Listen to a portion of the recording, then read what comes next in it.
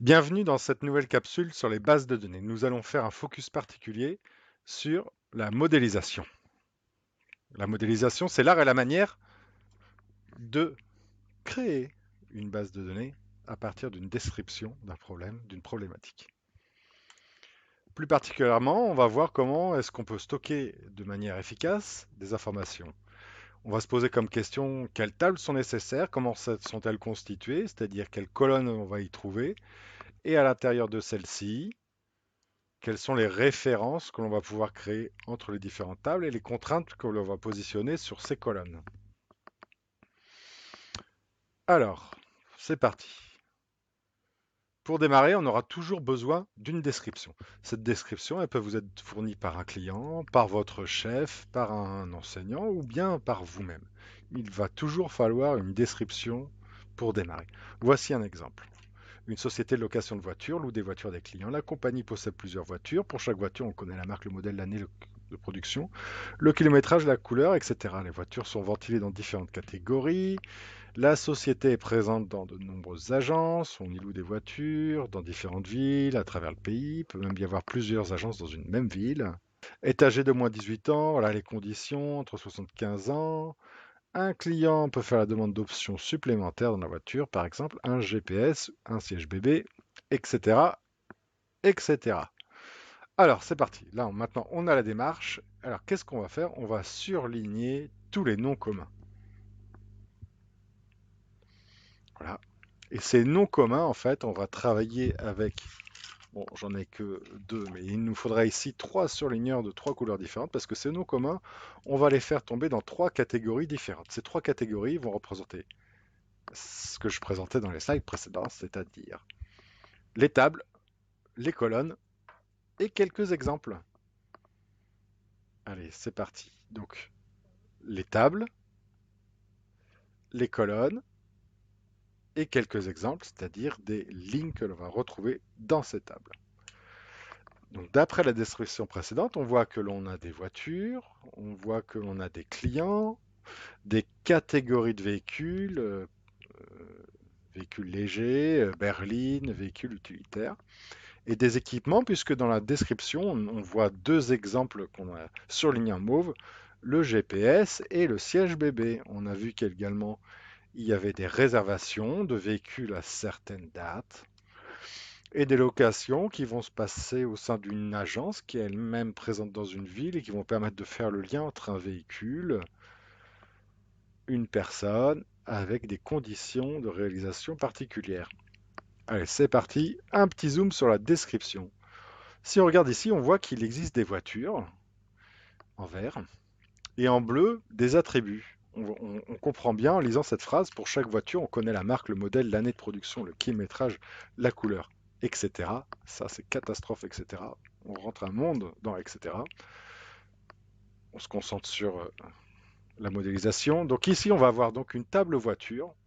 Premier réflexe, réflexe ultra important, s'il vous plaît, ayez ça. On a une table, forcément, on va positionner une clé primaire.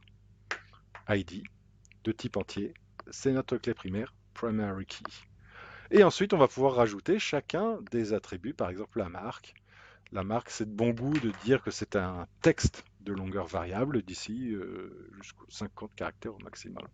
Et on va faire de même pour chacun des attributs, le modèle, l'année de prod, le kilométrage, la couleur, avec un type qui est parfaitement adapté. Un entier pour l'année, un nombre flottant pour du kilométrage, parce qu'on a le droit à une petite marge d'erreur. Si on avait un prix, on mettrait plutôt décimal.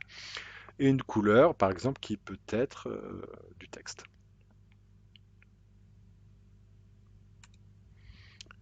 Donc, somme toute, la modélisation, pour que ça marche, il faut s'assurer que toutes les informations sont bien toutes présentes, bien précisément représentées de manière efficace. Donc, tout ce qu'on trouve dans la description, on doit le retrouver dans les tables. Tout ce qu'on trouve dans les tables, sauf les informations telles que les clés primaires et clés étrangères, on doit les retrouver dans la description.